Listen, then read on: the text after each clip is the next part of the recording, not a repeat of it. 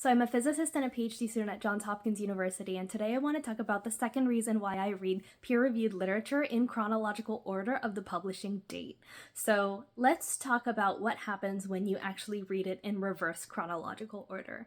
When I first started my PhD, my advisor and a lot of people around me suggested that I read more recent papers first to understand and get up to date on the topic. So I tried doing that against my own better judgment, and what I noticed was that it was really hard for me to understand the topic. Now at the time, 50% of the problem was that I was new-ish to the topic, and so reading papers on this topic was difficult because it was a new skill that I needed to develop. But I had read papers on an adjacent topic for my master's, so I wasn't diving in having known nothing and with no understanding of the theory behind the system that I study. It wasn't a completely new thing. So we'll say 50% of my struggles were due to a skill that I needed to develop.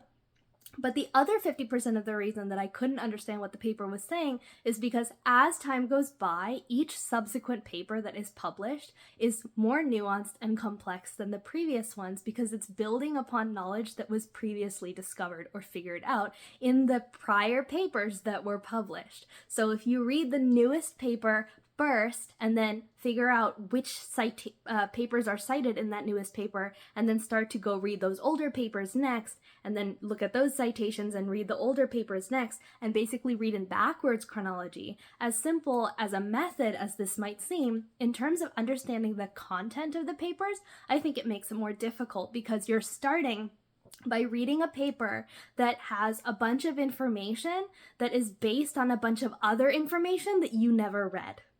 And so you don't have a foundation upon which you can build your logic the way that all the other scientists reading this paper who have been in the field for decades have a foundation upon which they can build their logic because they lived through the time when all of those papers were published one by one by one. They physically lived through it.